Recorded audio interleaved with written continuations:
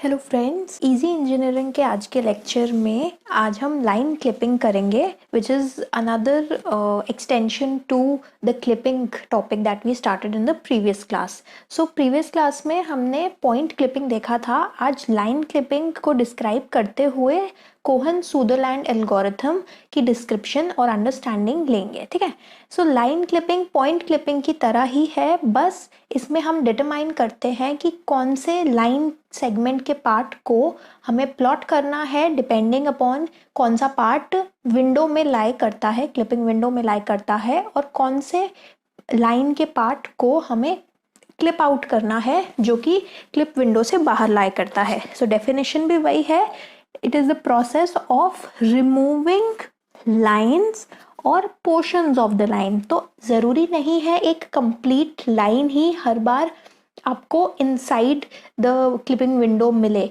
ऐसा भी हो सकता है कि जो भी आपकी लाइन है या लाइन सेगमेंट है वो या तो कंप्लीटली विंडो के विद इन लाई कर रहा हो, सो उस केस में आपको कुछ क्लिपिंग करने की ज़रूरत नहीं है। अगर लाइन सेगमेंट कंप्लीटली विंडो से बाहर लाई कर रहा है, यानी उसका कोई भी पार्ट इंटरसेक्ट नहीं कर रहा या उसका कोई भी पार्ट विंडो के अंदर नहीं प्रेजेंट, तो उस केस में हम लाइन को कंप्लीटली डिस्कार्ड कर देते हैं या क्लिप कर देते हैं। कोई भी पार्ट लाइन का नहीं डिस्प्ले होगा। लेकिन अगर एक ऐसा केस है जिसमें लाइन सेगमेंट का या लाइन का एक एंड पॉइंट अंदर लाई कर रहा है क्लिपिंग विंडो के और दूसरा एंड पॉइंट बाहर लाई कर रहा है, सो उस केस में हमें डिटरमाइन करना होता है कि कैसे हम अंदर जो पार्ट लाई कर रहा है क्लिपिंग विंडो के उस लाइन सेगमेंट के पार्ट को प्लॉट करें, एक्सेप्ट करें और बाकी रिमेनिंग पार्ट को क्लिप आउट करें। ठीक है, सो इसीलिए it is the process of removing lines और portions of lines that lie outside the clipping window. अब जो मैंने आपको 3 डिफरेंट केसेस बताए उसके बेसिस पे एक लाइन सेगमेंट को हम 3 कैटेगरीज में डिवाइड कर सकते हैं। वो 3 कैटेगरीज क्या है? एक पर्टिकुलर लाइन सेगमेंट या तो विजिबल हो सकता है या नॉट विजिबल कैटेगरी में फॉल कर सकता है या पार्शियली विजिबल कैटेगरी में फॉल करता है। सो विजिबल वो वाला लाइन सेगमेंट होगा जो कंप्लीटली क्लिप विंडो के अंदर लाई करेगा। सो अगर कुछ ऐसा केस है, ये है आपकी क्लिप विंडो और आपका लाइन सेगमेंट कंप्लीटली अंदर लाई करता है क्लिप विंडो के, दोनों एंड पॉइंट्स अंदर हैं क्लिप विंडो के, पूरा लाइन सेगमेंट आप प्लॉट करेंगे। दूसरा केस होता है नॉट विजिबल वाला।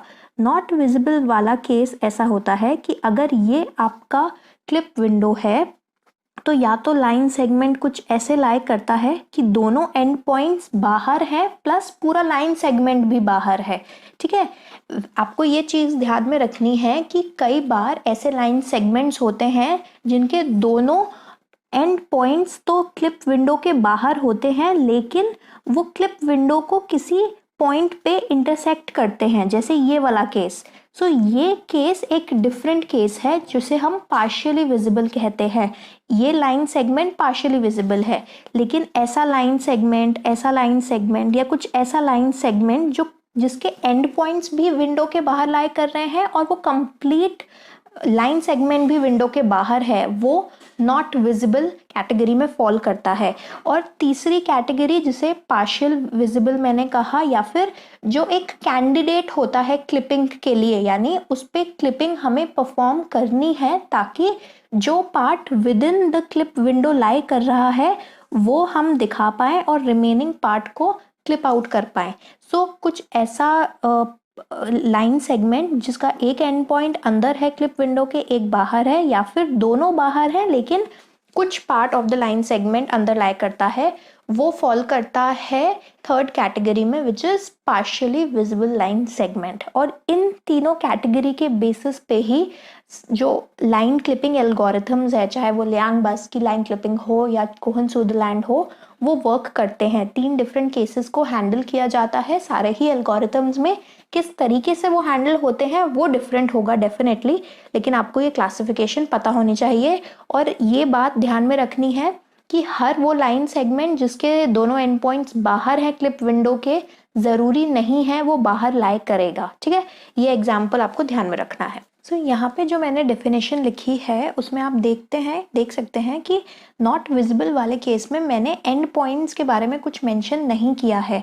अगर लाइन कंप्लीटली बाहर लाई करती है विंडो के तो डेफिनेटली एंड पॉइंट्स बाहर ही होंगे क्लिप विंडो के, लेकिन वाइसी वर्सा ट्रू नहीं होता। मतलब अगर लाइन बाहर लाई करती है विंडो के तो एंड पॉइंट्स तो बाहर होंगे ही, ठीक है। लेकिन अगर एंड पॉइंट्स बाहर हैं इसका मतलब ये नहीं है कि लाइन कंप्लीटली बाहर लाई करेगी क्लिपिंग विंडो के और इंटरसेक्ट भी नहीं करेगी, ठीक है। सो इन दो केसेस में आपको डिफरेंस पता होना चाहिए, आपको कंफ्यूज नहीं होना है। और लास्ट वाले केस में आपको पता होना चाहिए कि पार्शियली विजिबल जो लाइन सेगमेंट्स होते हैं उन्हें हम जनरली क्लिपिंग कैंडिडेट्स भी कहते हैं। वो क्लिपिंग विंडो को एक या एक से ज़्यादा पॉइंट्स पे इंटरसेक्ट करते हैं। तो हर क्लिपिंग एल्गोरिथम का यही पर्पस होता है कि वो जो नंबर ऑफ इंटरसेक्शन कैलकुलेशंस हैं, मतलब कितने इंटरसेक्शंस हमें कैलकुलेट करने पड़ेंगे और कितना टाइम लगेगा इन इंटरसेक्शंस को कैलकुलेट करने में, ये पर्टिकुलर चीज रिड्यूस करे यानी मिनिमाइज करे the number of intersections that are to be calculated, ठीक है। सो ये पर्पस होना चाहिए किसी भी लाइन क्लिपिंग एल्गोरिथम का कि ऑप्टिमाइज करना नंबर ऑफ इंटरसेक्शंस, और ऑप्टिमाइज से मतलब मिनिमाइज करना। सो अब हम देखेंगे जब Cohen Sutherland line clipping algorithm जो है वो एक पर्टिकुलर तरीके से नंबर ऑफ इंटरसेक्शंस कैलकुलेट करता है, लेकिन जब हम बास की लाइन क्लिपिंग करेंगे तो उसमें हम देखेंगे कि बेटर तरीके से और मिनिमल या फिर laser number of intersections calculate करने पड़ते हैं। सो ये सब मैं आपको बाद में भी बताऊंगी। अभी प्रोसीड करते हैं Cohen Sutherland line clipping algorithm की बेसिक कॉन्सेप्ट्स और उसकी एक्सप्लेनेशंस के साथ, ठीक है। सी, अगर आपकी ये क्लिपिंग विंडो है जिसे मैंने डार्क ब्लू पेन से बनाया है, सो ये एल्गोरिथम क्या करता है, इस विंडो की बाउंड्रीज को, जो 4 बाउंड्रीज हैं वाईमैक, वाईमिन, जो मैंने लास्ट क्लास में भी आपको एक्सप्लेन करी थी कि ये कैसे बाउंड्रीज डिफाइन होती है और विंडो के 4 जो कोऑर्डिनेट्स हैं, जो 4 पॉइंट्स हैं एंड पॉइंट्स क्लिपिंग विंडो के, वो कैसे इन बाउंड्रीज से डिफाइन होते हैं। ये जो 4 बाउंड्रीज हैं इस पर्टिकुलर विंडो की, अगर हम इन बाउंड्रीज को इनफाइनाइटली एक्सटेंड करें, मतलब पॉजिटिव और negative direction plus positive and negative direction, चारों डायरेक्शंस में एक्सटेंड करें, तो ये पूरा 2D स्पेस 9 रीजन्स में डिवाइड हो जाता है। एक रीजन हो गया जो क्लिप विंडो के अंदर का रीजन हो गया, इसमें लाई करने वाला कोई भी इमेज का पार्ट हमें प्लॉट करना है, और बाकी इसके बाहर वाले रीजन्स को हमने और डिफरेंट पार्ट्स में डिवाइड कर दिया है। अब ये वाला पार्ट, ये जो टॉप के 3 पार्ट हैं जो विंडो के ऊपर लाई कर रहे हैं, ये सारे पार्ट्स में कॉमन ये है कि they are above the window. ये 3 पार्ट्स विंडो की लेफ्ट बाउंड्री के लेफ्ट साइड में लाई कर रहे हैं। ये 3 पार्ट्स विंडो की राइट बाउंड्री के राइट में लाई कर रहे हैं, और ये 3 पार्ट्स विंडो की लोअर बाउंड्री के बॉटम में लाई कर रहे हैं, ठीक है। सो ये डिफरेंस है हर रीजन में, मतलब ये 9 रीजन्स हो गए इंक्लूडिंग द विंडो रीजन, और हर रीजन एक डिफरेंट पोजीशन पे है with respect to the window. ये वाला जो रीजन है वो विंडो के एग्जैक्ट टॉप पे है, ये वाला जो रीजन है वो विंडो के रिस्पेक्ट में टॉप राइट पे है, ये वाला रीजन टॉप लेफ्ट पे है, ये रीजन विंडो के इमीडिएट लेफ्ट पे है, ये पर्टिकुलर रीजन विंडो के बॉटम लेफ्ट पे है, ठीक है। ये रीजन विंडो के बॉटम पे है, ना लेफ्ट ना right, only exact bottom, immediate bottom. ये रीजन विंडो के विंडो के राइट कॉर्नर पे है, यानी राइट बॉटम पे है, और ये रीजन विंडो के एग्जैक्ट राइट पे है, ठीक है। सो ये डिफरेंसेस हैं इन सारे रीजन के। अब ये एल्गोरिथम क्या करता है, हर रीजन को एक रीजन कोड असाइन कर देता है। रीजन कोड क्या होता है, रीजन कोड में 4 बिट्स होती हैं, हर बिट की वैल्यू या तो 0 हो सकती है या 1 हो सकती है, ठीक है। अब वो बिट डिफाइन करती है कि वो पर्टिकुलर रीजन कहाँ लाई कर रहा है with respect to the actual clipping window. ठीक है, सो मैंने आपको बताया ये एल्गोरिथम हर रीजन, एक तो सबसे पहले 2D स्पेस को 9 रीजन्स में डिवाइड करता है। हर रीजन को ये एक रीजन कोड असाइन करता है। कुछ बुक्स इसे रीजन कोड की जगह आउट कोड भी कहती हैं, OUTCODE। मैं यहाँ पे वर्ड रीजन कोड लिखूंगी। और फिर हर रीजन कोड 4 बिट से बना होता है, जिसमें हर बिट की वैल्यू या तो 0 होगी और या फिर 1 होगी। ठीक है, अब ये 4 बिट्स क्या है, इन बिट्स को हम पोजिशनल वैल्यूज देते हैं, या फिर ये बिट पोजीशन डिफाइन करती है उस पर्टिकुलर रीजन की with respect to the clipping window. So T stands for top, B stands for bottom, R stands for right and L stands for left। ठीक है, सो कोई भी रीजन का कोड 4 बिट्स का होगा और उन 4 बिट्स की हर एक बिट एक पोजीशन डिफाइन कर रही है। जो पहली वाली बिट है, मतलब मैं पहली वाली बिट लेफ्ट साइड बिट को कह रही हूँ, टॉप बिट को कह रही हूँ, T बिट को। कुछ बुक्स लेफ्ट वाली जो बिट है यानी राइट, एक्सट्रीम राइट, ये वाली जो बिट है जो लेफ्ट पोजीशन को बताती है, इस पर्टिकुलर बिट को भी फर्स्ट बिट कहते हैं। सो आप जो भी बुक पढ़ रहे हैं उसके अकॉर्डिंग ये कन्वेंशन, बोलने की या समझाने की कन्वेंशन डिफरेंट होगी। कंफ्यूज नहीं होना है। जो ये TBRL है, बिट कोड जो है वो हमेशा सेम रहेगा। कुछ बुक्स TBRL की जगह ABRL भी यूज करती हैं, यानी अबव, बिलो, राइट और लेफ्ट। ठीक है, लेकिन एक्चुअली हर बुक का कन्वेंशन पोजीशंस का सेम ही रहता है। पहले टॉप या अबव वाली बिट आती है, फिर बॉटम या बिलो बिट, राइट और फिर लेफ्ट। चाहे वो फर्स्ट बिट इस पोजीशन को कहें, चाहे वो फर्स्ट बिट इस पोजीशन को कहें। ठीक है, अब मैं रीजन कोड्स असाइन करती हूँ। अगर कोई रीजन विंडो के टॉप में लाई कर रहा है तो उसकी ये वाली जो बिट है, यानी T वाली जो बिट है वो 1 सेट होगी। अगर कोई रीजन बॉटम में लाई कर रहा है विंडो के तो उसकी बॉटम वाली बिट 1 सेट होगी। अगर कोई रीजन विंडो के राइट में है तो वो राइट बिट सेट होगी, अदरवाइज लेफ्ट बिट सेट होगी। ठीक है, अगर वो विंडो की लेफ्ट बाउंड्री के लेफ्ट में है। सो मैं यहाँ पे आपको एक्सप्लेन करते हुए सारे रीजन्स की बिट्स सेट करती हूँ। ठीक है, ये चीज़ आपको ध्यान रखनी है, जो आपकी विंडो है उसके बिट्स होती हैं या रीजन कोड होता है 0000, क्योंकि ये वाला जो रीजन है क्लिपिंग विंडो ही है। ये राइट, लेफ्ट, टॉप और बॉटम पे नहीं लाई करता क्लिपिंग विंडो के।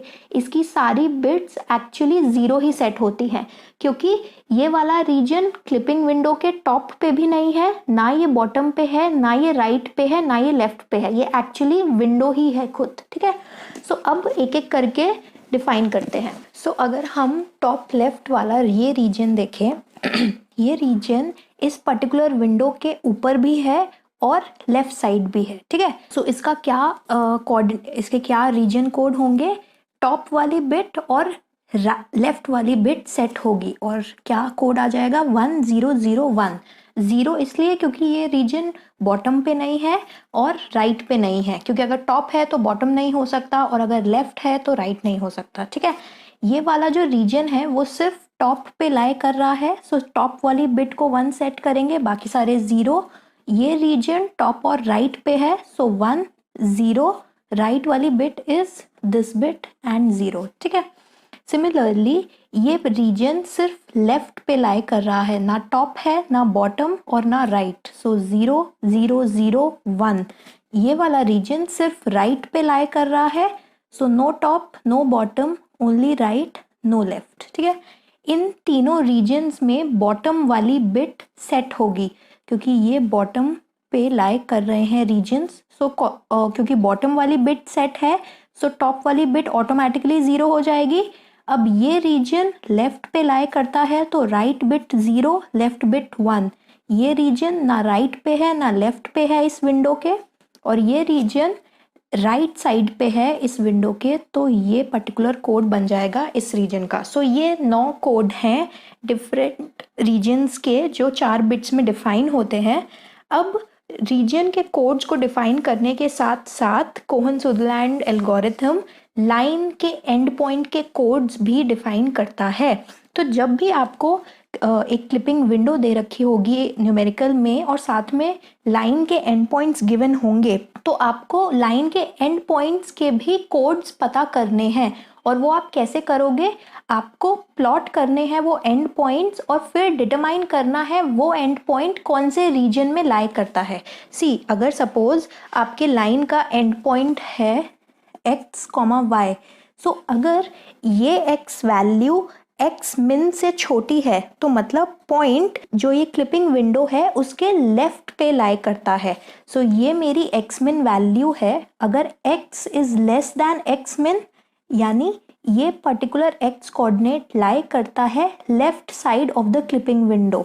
अगर यही वैल्यू लेस नहीं है लेकिन ग्रेटर है, मतलब सॉरी, यही पर्टिकुलर वैल्यू x min से लेस नहीं है लेकिन x max से ग्रेटर है, सो इसका मतलब ये जो x max है इसके राइट साइड में लाई करता है कहीं जो भी आपके लाइन सेगमेंट का एंड पॉइंट है उसका x कोऑर्डिनेट।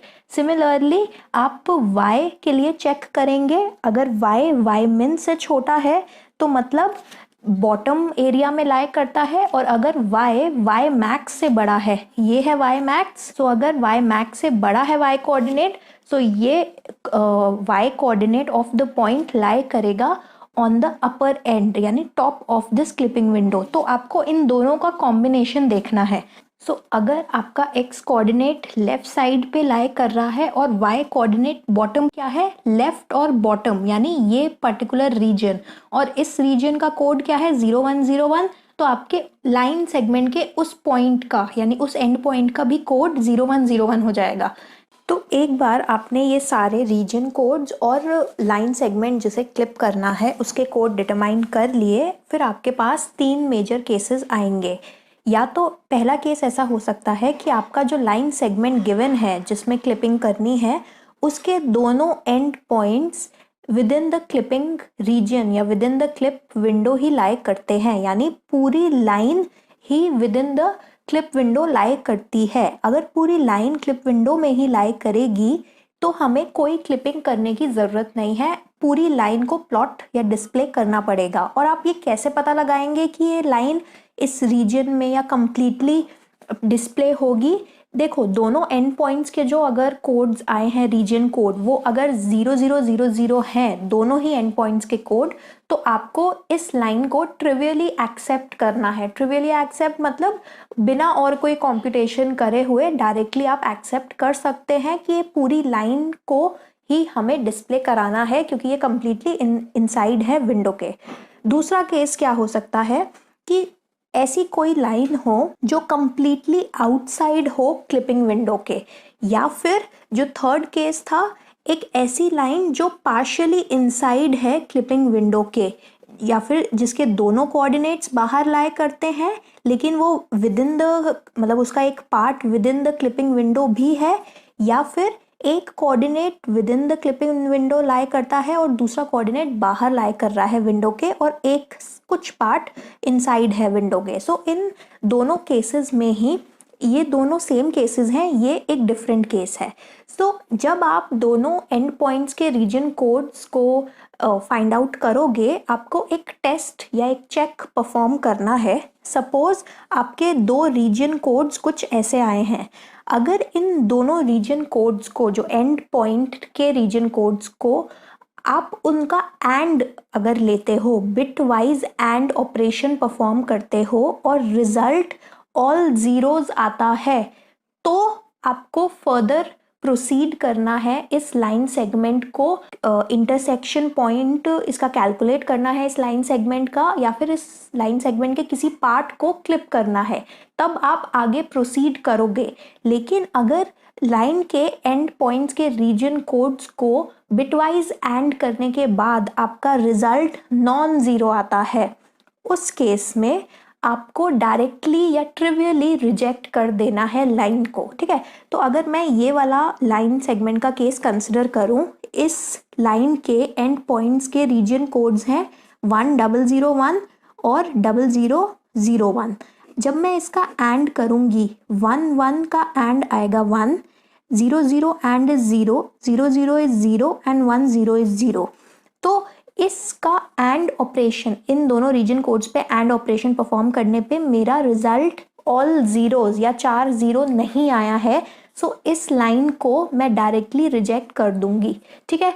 तो एक तो डायरेक्टली वो लाइन एक्सेप्ट होगी जिसके दोनों एंड पॉइंट के रीजन कोड 0000 है, या फिर वो लाइन को हम आगे प्रोसेस करेंगे, उसके इंटरसेक्शन पॉइंट्स वगैरह निकालेंगे जिसके रीजन कोड्स को एंड करने पे, बिटवाइज एंड करने पे हमें ऑल जीरोस मिल रहे हैं, ठीक है। एंड करने का तरीका आई होप आपको सबको पता है, फिर भी अगर 0 और 0 को आप एंड करते हो आपको रिजल्ट मिलता है 0, 0 1 पे 0, 1 0 पे 0 और 1 1 पे सिर्फ आपका आउटपुट आता है एंड पे 1, ठीक है। दोनों ही बिट्स 1 होने चाहिए, जब आप एंड कर रहे हो तभी आउटपुट आएगा 1, अदरवाइज आउटपुट आएगा 0, ठीक है। अब लास्ट चीज़ जो आपको पता होनी चाहिए कि इंटरसेक्शन पॉइंट कैसे कैलकुलेट करेंगे इन केस ऐसी लाइन है या ऐसी लाइन है। सो आप बेसिकली डिटरमाइन जब करते हो कि इस एंड पॉइंट का ये पर्टिकुलर रीजन कोड है, उसमें जो भी बिट 1 है वो आपको बताती है कि इस पर्टिकुलर बाउंड्री के बियॉन्ड लाई करता है ये एंड पॉइंट। यानी अगर मैं इस कोड की बात करूं, सो ये वाला पॉइंट यहाँ लाई कर रहा था, क्योंकि यहाँ पे टॉप वाला बिट या टॉप वाली पोजीशन सेट है। इसका मतलब जो क्लिपिंग विंडो की टॉप वाली एज है, यानी वाई मैक्स के कॉरस्पॉन्डिंग जो एज है, उसके फर्दर बियॉन्ड, उसके और ऊपर लाई करता है ये वाला पॉइंट। तो इस एंड पॉइंट का इस पर्टिकुलर एज के साथ, टॉप वाली एज के साथ हम इंटरसेक्शन निकालेंगे, ठीक है। इन केस अगर ये ऐसा कोई सिचुएशन आती है, ठीक है, अगर मैं इस पर्टिकुलर का एग्जाम्पल लूँ, सो 1010 और 0101 यहाँ एक पॉइंट होगा और यहाँ एक पॉइंट होगा। सो ये इस पर्टिकुलर एंड पॉइंट में 1 टॉप सेट है और राइट सेट है, तो इन दोनों एजेस के साथ आपको इंटरसेक्शन पॉइंट निकालना पड़ेगा, तभी ये end point on the clip window lie करेगा। अभी ये outside the clip window lie कर रहा है, ठीक है। तो जब कोई भी लाइन सेगमेंट का एंड पॉइंट क्लिप विंडो के बाहर लाई करता है और आपने डिटरमाइन कर लिया कि उसे फर्दर प्रोसेस करना है, तो आप एक एक करके जो भी बिट्स सेट हैं वो देखेंगे और उन बिट्स के कॉरस्पॉन्डिंग लाइन सेगमेंट्स जो है क्लिप विंडो के, उनके साथ इंटरसेक्शन फाइंड आउट करेंगे इस पर्टिकुलर लाइन सेगमेंट का। ये एक्चुअल स्टेप कैसे होगा वो मैं नेक्स्ट लेक्चर में आपको बताऊंगी, जिसमें मैं कोहन सदरलैंड का step by step exact procedure आपको बताऊंगी और न्यूमेरिकल भी करेंगे, ठीक है। सो आई होप आज के लेक्चर के जितने भी टॉपिक या सब टॉपिक्स जो मैंने कॉन्सेप्ट आपको बताया आपको समझ आ गए होंगे। कोहन सदरलैंड का बेसिक आपको समझ आ गया होगा, क्या होते हैं रीजन कोड्स, कैसे 9 रीजन में डिवाइड करता है ये पूरा एल्गो, हर रीजन को एक रीजन कोड मिलता है, रीजन कोड में 4 बिट्स होती हैं, हर एक बिट की वैल्यू या तो 0 हो सकती है एट अ टाइम या 1 हो सकती है, और वो बिट्स का ऑर्डर बहुत इंपॉर्टेंट है। इन बिट्स के ऑर्डर को आप चेंज नहीं कर सकते। आपको अगर TBRL नहीं याद हो रहा तो किसी फॉर्म में आप इसे याद कर लीजिए, किसी वर्ड्स के थ्रू याद कर लीजिए, ताकि आप ये फॉर्म ना भूले, TBRL या ABRL, A stands for above, ठीक है। सो आपको यहाँ पे लाइन सेगमेंट के रीजन कोड्स भी पता करने पड़ेंगे, उसी के बेसिस पे फिर आप प्लॉटिंग करेंगे कि क्लिपिंग करेंगे एक्चुअली, ठीक है। So that's all from me in this lecture. Please let us know कि आपको ये लेक्चर कैसा लगा, फीडबैक दीजिए इस लेक्चर का। कोई भी डाउट है प्लीज़ हमसे पूछिए, will be very happy to help you out. आप हमें मेल कर सकते हैं, हमारा मेल ID है mail.easy.engineering.classes@gmail.com। यहीं तो आप YouTube के कमेंट सेक्शन में भी मेंशन कर सकते हैं अपने डाउट्स। फेसबुक पे भी आप हमें पर्सनल मैसेज कर सकते हैं for any subject related doubt और क्वेरी। इसके अलावा प्लीज़ हमारे चैनल को सब्सक्राइब कीजिए अगर आपने अभी तक सब्सक्राइब नहीं किया है, ताकि जब भी हम कोई वीडियो अपलोड करें आपको नोटिफिकेशन मिले। आपको सब्सक्राइब करना है और बेल आइकन को प्रेस करना है ताकि वीडियो की नोटिफिकेशंस आप मिस ना करें। Okay, so stay tuned to our channel for more such lectures on computer graphics as well as other computer science related subjects. और ये भी हमें बताना मत भूलिए कि नेक्स्ट अपकमिंग लेक्चर्स में आपको पहले कौन से टॉपिक्स देखना आप प्रेफर करेंगे इस सब्जेक्ट से रिलेटेड, कंप्यूटर ग्राफिक्स से रिलेटेड, ताकि हम अपने वीडियोस को उसी अकॉर्डिंग प्रायोरिटाइज कर पाएँ। Okay, so that's all, thank you, good luck.